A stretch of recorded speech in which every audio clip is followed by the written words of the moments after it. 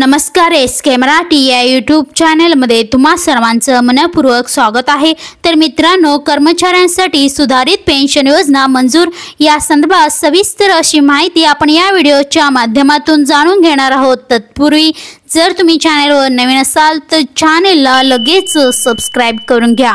तर बघा मंडळी, पेन्शन योजनेसाठी राज्यातील शासकीय कर्मचाऱ्यांनी बेमुदत संपाचा इशारा दिल्यानंतर मुख्यमंत्री एकनाथ शिंदे यांनी बैठक घेण्याचे आश्वासन दिले होते। त्यानुसार मुख्यमंत्र्यांनी संघटना प्रतिनिधी बरोबर चर्चा करत सुधारित पेन्शन योजना मंजूर केली। याबाबत लवकरच अध्यादेश काढण्याचेही आश्वासन दिले आहे। याचा राज्यातील सुमारे 17 लाख कर्मचाऱ्यांना फायदा होणार आहे।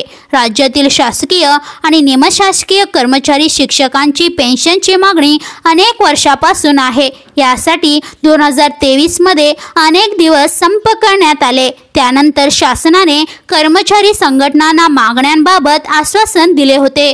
त्यामुळे संप मागे घेतला, पण पुढे काहीच कार्यवाही झाली नसल्याने कर्मचाऱ्यांनी 29 ऑगस्ट पासून संपाचा इशारा दिला होता।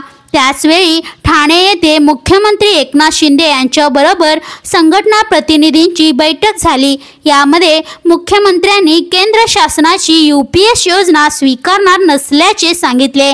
तसेच सभागृहात जाहीर केल्याप्रमाणे सुधारित निवृत्ती वेतन योजना 2024 लागू करण्यात येईल। यासाठी 2 दिवसाची मुदत मागितली होती। यावर बुधवारी रात्री मुंबईत सह्याद्री अतिथीगृहात मुख्यमंत्री एकनाथ शिंदे, उपमुख्यमंत्री देवेंद्र फडणवीस यांच्याबरोबर बैठक झाली। या बैठकीला राज्य सरकारी कर्मचारी मध्यवर्ती संघटनेचे सरचिटणीस विश्वास काटकर, राज्य कोषाध्यक्ष गणेश देशमुख, उपाध्यक्ष अशोक दगडे उपस्थित होते। बैठकीत मुख्यमंत्री शिंदे यांनी राज्य सरकारी कर्मचाऱ्यांसाठी सुधारित पेन्शन योजना 2024 सुरू करण्यास मंजुरी दिली।